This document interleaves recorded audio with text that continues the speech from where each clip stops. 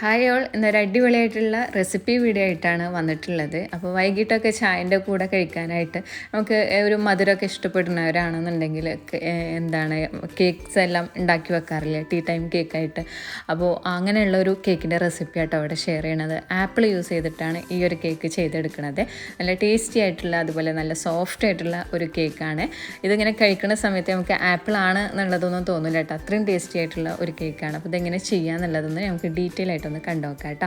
അപ്പോൾ നമുക്ക് ഈ ഒരു കേക്ക് ചെയ്യാൻ വേണ്ടിയിട്ട് ഫസ്റ്റ് ഞാനിവിടെ ആപ്പിൾ ഒന്ന് കുക്ക് ചെയ്തെടുക്കുന്നുണ്ട്.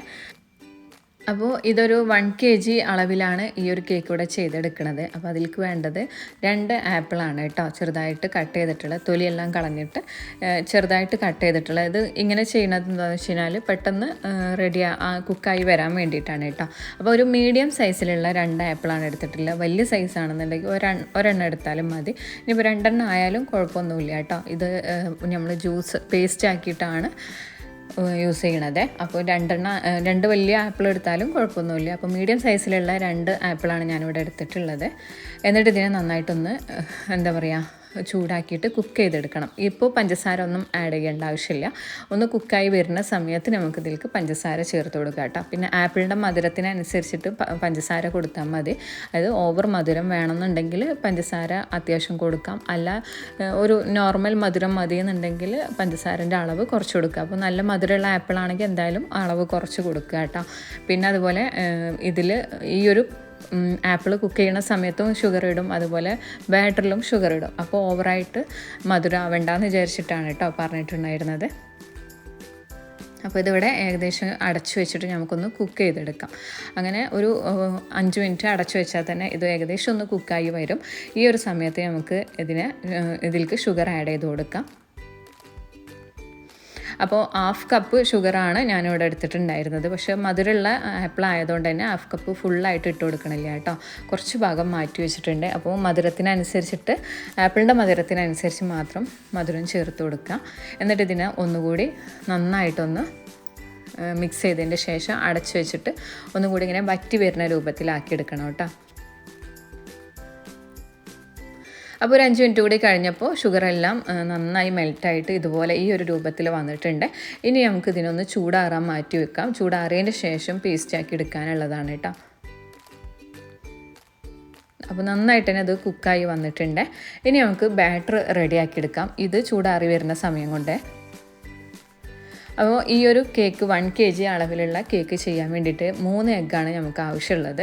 അപ്പോൾ 3 എഗ്ഗ് ഞാനിവിടെ ബൗളിൽ എടുത്തിട്ടുണ്ട്. അതിന് ശേഷം ഇതിലേക്ക് ഒരു നുള്ളു ഉപ്പാണ് ചേർത്ത് കൊടുക്കേണ്ടത്. ഇതിപ്പോൾ നമുക്ക് സ്റ്റാൻഡ് മിക്സർ തന്നെ യൂസ് ചെയ്യണമെന്നില്ല, സാധാരണ ബീറ്റർ യൂസ് ചെയ്തിട്ടും ചെയ്യാം കേട്ടോ.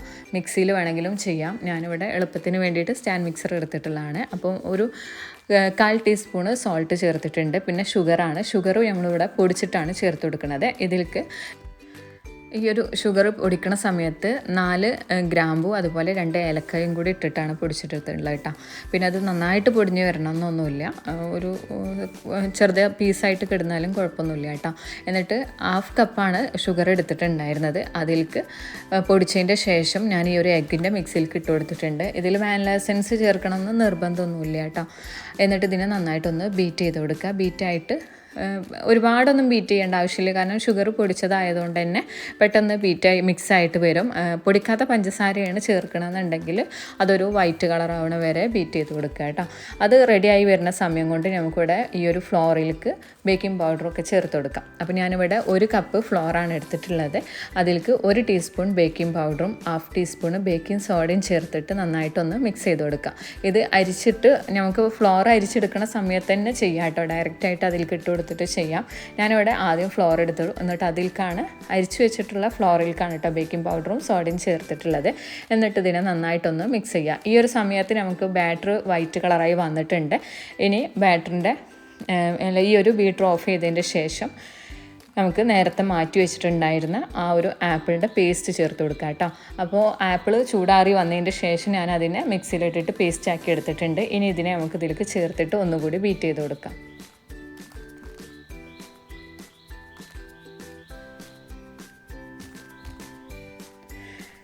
അപ്പോൾ ഇതൊന്നുകൂടി ബീറ്റ് ചെയ്യണുണ്ട്.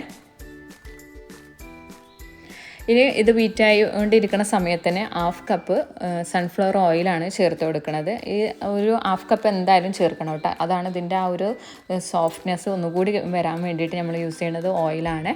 എന്നിട്ട് അതൊന്ന് ജസ്റ്റ് ബീറ്റായതിൻ്റെ ശേഷം ഇനി നമുക്ക് ഈ ബീറ്റർ മാറ്റിയിട്ട് ഫ്ലോർ എല്ലാം ഒന്ന് മിക്സ് ചെയ്ത് കൊടുക്കാം. അപ്പോൾ ആദ്യം ഞാനിവിടെ ബൗളിൻ്റെ മുകളിലേക്ക് കയറിയതെല്ലാം താഴോട്ടാക്കി കൊടുത്തിട്ട് നന്നായിട്ടൊന്ന് മിക്സ് ചെയ്ത് കൊടുക്കുന്നുണ്ട്. ഈ സമയത്ത് നമ്മൾ നേരത്തെ ചേർത്തിട്ടുണ്ടായിരുന്ന ഏലക്ക അതുപോലെ ഗ്രാമ്പൂവിൻ്റെ ഒക്കെ ചെറിയ പീസ് ഉണ്ടായിരിക്കും കേട്ടോ. അത് അങ്ങനെ കടിക്കണ സമയത്ത് ഒരു ടേസ്റ്റ് തോന്നും. അതല്ലെങ്കിൽ ഫൈനായിട്ട് തന്നെ പൊടിച്ചെടുക്കാം. ഇനി ഞാൻ നേരത്തെ മാറ്റി വെച്ചിട്ടുണ്ടായിരുന്ന ഫ്ലോർ കുറേശ്ശായിട്ട് ഇട്ടിട്ട് ഇതുപോലെ വിസ്ക് വെച്ചിട്ടോ അല്ലാന്നുണ്ടെങ്കിൽ സ്പാച്ചില വെച്ചിട്ടോ നന്നായിട്ടൊന്ന് മിക്സ് ചെയ്ത് കൊടുക്കാം.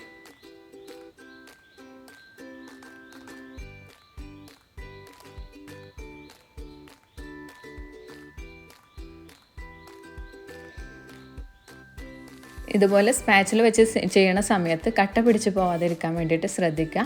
ഒന്നുകൂടി ബെറ്റർ ആയിട്ടുണ്ടാവുക വിസ്ക് വെച്ചിട്ട് ചെയ്യണമായിരിക്കും കേട്ടോ. വിസ്ക് വെച്ച് ചെയ്യുമ്പോൾ കട്ട പിടിക്കണ ആ ഒരു ചാൻസ് കുറവായിരിക്കും. ഇപ്പോൾ ഫ്ലോർ ഫുള്ളായിട്ട് ഞാൻ ഇതിനകത്ത് ഇട്ട് കൊടുത്തിട്ടുണ്ട്. ഇനി നേരത്തെ ചെയ്ത പോലെ തന്നെ നന്നായിട്ടൊന്ന് മിക്സ് ചെയ്തെടുക്കുക. കട്ട പിടിക്കാതെ മിക്സ് ചെയ്യാൻ വേണ്ടിയിട്ട് ശ്രദ്ധിക്കണേ.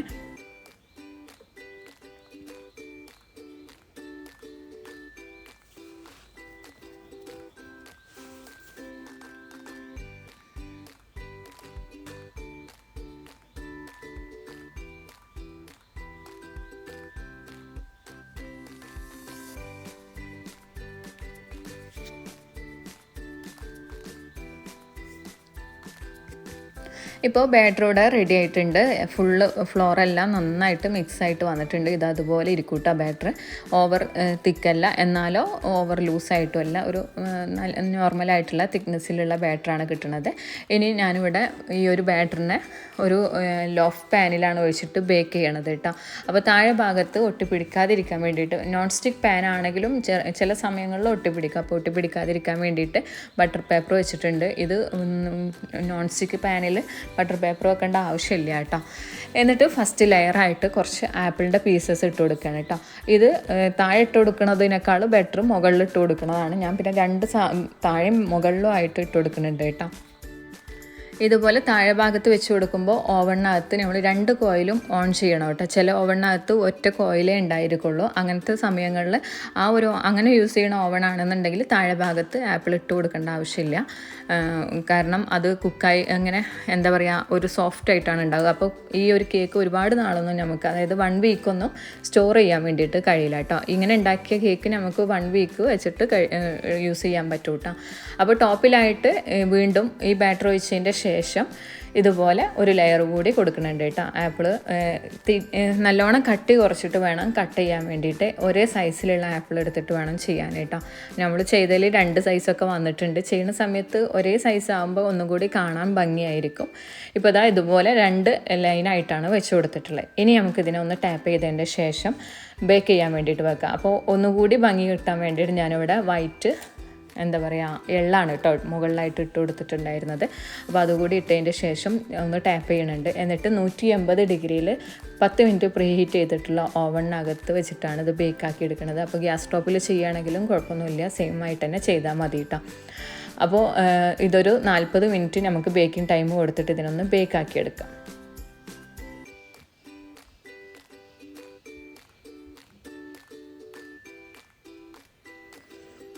അങ്ങനെ ഏകദേശം ഒരു 35 മിനിറ്റ് 40 മിനിറ്റിൻ്റെ അടുത്തായിട്ടാണ് ഈ ഒരു കേക്ക് ബേക്കായി വരുന്ന സമയം. അപ്പോൾ ബേക്കായി വന്നിട്ടുണ്ട്. മുകളിലുള്ള ആപ്പിളിൻ്റെ പീസെല്ലാം നല്ല രീതിയിൽ തന്നെ കിട്ടിയിട്ടുണ്ട്.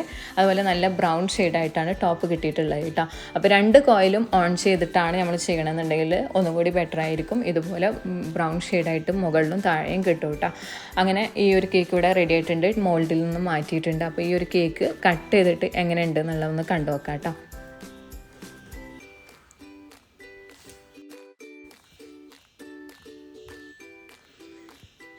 അപ്പോൾ കട്ട് ചെയ്യാണ് ഈ ആപ്പിളിൻ്റെ പീസ് ഉള്ളതുകൊണ്ട് തന്നെ ടോപ്പ് ഭാഗം നല്ല ഷാർപ്പായിട്ടുള്ള നൈഫ് വെച്ചിട്ട് തന്നെ കട്ട് ചെയ്യണം. എന്നാൽ ആ പീസ് കറക്റ്റായിട്ട് നമുക്ക് കട്ട് ചെയ്തിട്ട് എടുക്കാൻ വേണ്ടിയിട്ട് കഴിയുള്ളൂ. നല്ല സോഫ്റ്റ് ആയിട്ടുള്ള കേക്കാണ് കേട്ടോ. അപ്പോൾ കട്ട് ചെയ്യുമ്പോൾ ഒന്ന് ശ്രദ്ധിച്ചിട്ട് കട്ട് ചെയ്യുക. അപ്പോൾ ഇതാ കേക്ക് ഇവിടെ കട്ട് ചെയ്തെടുത്തിട്ടുണ്ട്.